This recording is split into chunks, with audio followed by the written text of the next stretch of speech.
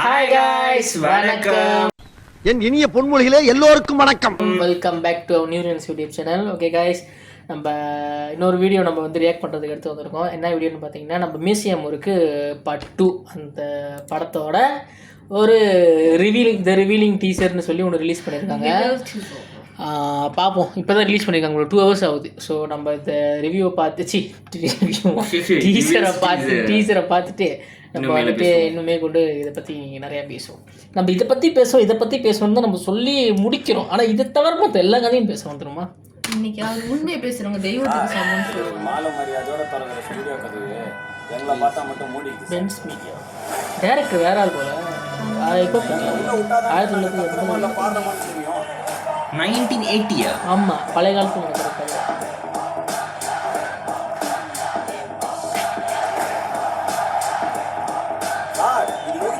பாட்டு சார் சத்தமா தான் கேட்கும். சினிமா பாட்டும் சேஷாத்திரி அண்ணாவுடைய வயலன்ஸையும் ஒன்னாடா. உங்க ஏரியால போடுற டண்டனக்கர மாதிரி ஈஸி நினைச்சு இந்த கானா பாட்டை வச்சா மூணு பேரு கதையோ நமக்கு தெரியும். பாபா வஸ்தர்ல கானா பாட்டுல தான் பரம்பரையிலே முறையா கத்துக்கிறவன் பரம்பரையா கத்துக்கிட்டவன்ட்டு எப்படி போட்டு ஜெயிக்க முடியும் சொல்லு? நீ ஜெயிப்பியா? எப்படா ஜெயிப்ப? தோப்படா. நீங்க எவ்வளவு பெருசா ஜெயிச்சாலும் அந்த வெற்றி கூட உங்களுக்கு சொந்தம் இல்லை சார். எவ்வளவு கேவலமா தோத்தாலும் தோத்தாலும் ஜெயிச்சாலும்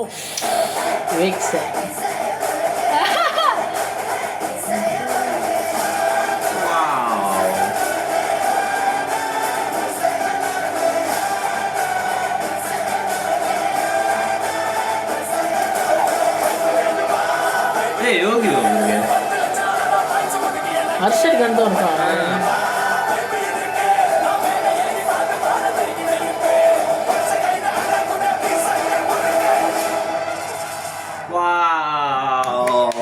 டைரக்ஷன் இப்போ தமிழா?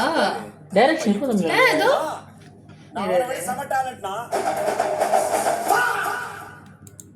ட்ரெண்டிங் யூஸ் பண்ணிட்டாங்க.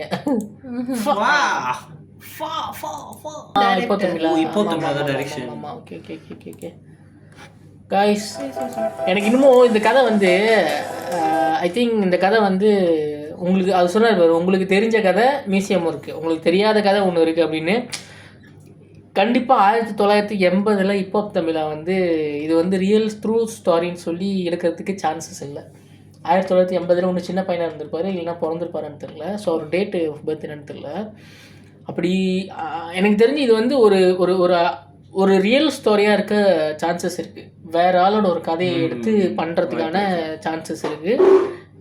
சாரி, மேபி அந்த கனெக்ஷன் வந்து இவரோட தாத்தா இல்லைன்னா இவரோட அப்பா அந்த மாதிரி. அப்பா முடியாது, அப்பா விவேக் சார். அப்படி பார்த்தாலும் இடிக்குதா? ஏன்னா 1980 ஒரு யங்ஸ்டர்னா கஷ்டம். அப்பயும் சரி வரல, தெரில மேபி. ஆனால் இது வந்து ஒரு ஒரு ரியல் ஒரு ரியல் ஆளோட ஒரு கதையாக இருந்தால் கதையாக இருக்குமோ எனக்கு டவுட்டாக இருக்குது. அதான் யங்ஸ்டரே விவேக் சார் தானா? தெரியல, வாய்ப்பு இருக்கு. இல்லை வாய்ப்பு இருக்கு. ஆமாம், அந்த மீசை கூட அப்படிதான் இருந்துச்சு. தெரில பார்ப்போம். என்ன இந்த படம் அப்போ நம்ம விவேக் சாரை ரொம்ப மிஸ் பண்ணுறோம். ஏன்னா அந்த ஹோல் படத்துக்கு அவர் தான் ஒரு பில்லர் மாதிரி. ஸோ அவர் வந்து நம்ம இந்த படமால டவுன் ஆகும் போது எல்லாமே வந்துட்டு அவர் அந்த கொடுக்குற மோட்டிவேட் நம்மளுக்கே வந்துட்டு மோட்டிவேட் ஆகும். உண்மையான ஹீரோ வந்து விவேக் சார் தான்.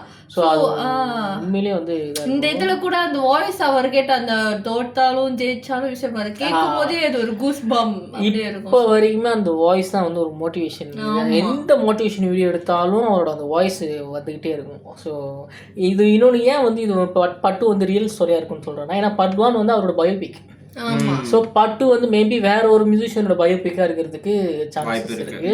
இன்னொன்று லைக் பார்ட் 1 விட பார்ட் 2 வந்து வேறு லெவல் குவாலிட்டியில் இருக்குது.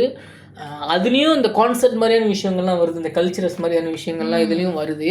ஸோ அது கல்ச்சரஸாக இல்லை வந்து ஒரு ஷோ மாதிரி அவங்க போய் பண்ண போகிறாங்களா அப்படின்றதும் தெரியல.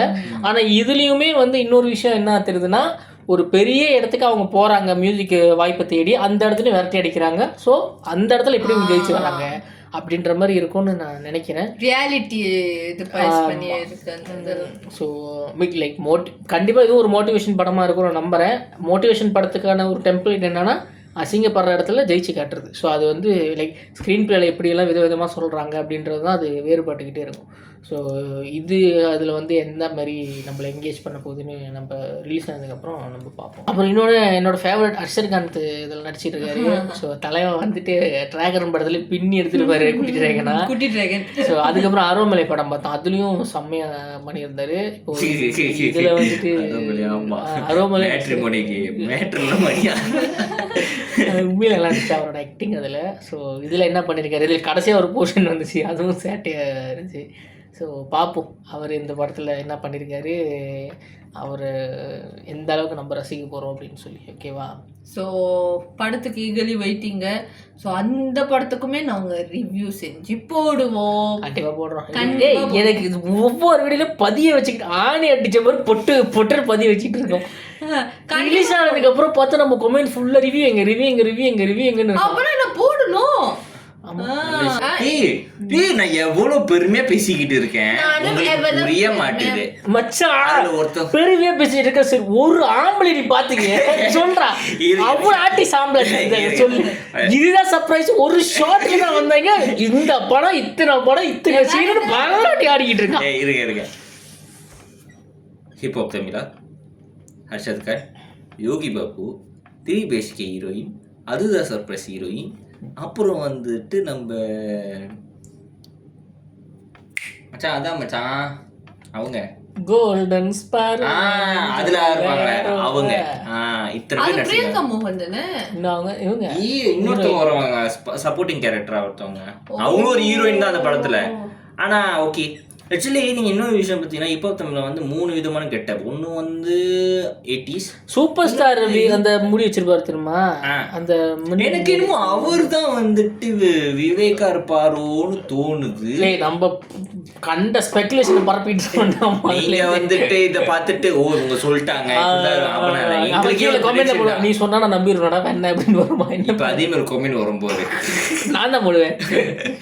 ஆக்சுவலி இன்னொன்று சொல்ல போனோம்னா மியூசிக்கு பயங்கர ஒரு இப்போ தமிழ்நாடு மியூசிக் தான் அடிப்பொலி செம்மையாக இருக்குது மியூசிக் எல்லாம். நாசர் இருக்காரு தானே? ஆமாம் நாசர் ஒரு கட்டம் நாசரும் இருந்தார், ஒரு கட்டம் பல கட்டம் வந்தார் நாசர். ஸோ ஆக்சுவலி டீசர் நல்லா இருக்கு, சம்மரில் வெளியாக இருக்குன்னு சொல்கிறாங்க. ஆமாம் சம்மர் தான். ஸோ நல்ல படங்கள் எதிர்பார்ப்பு ஏற்றுற மாதிரியான படங்கள்லாம் வந்துட்டு 3ஆம் மாதம் அப்புறம் 4ஆம் மாதம் அந்த மாதிரி தான் வருது. ஸோ நாங்கள் வந்து வெயிட் பண்ணிக்கிட்டு இருக்கோம் ஒவ்வொரு படத்தையும் நாங்கள் போய் எப்படா.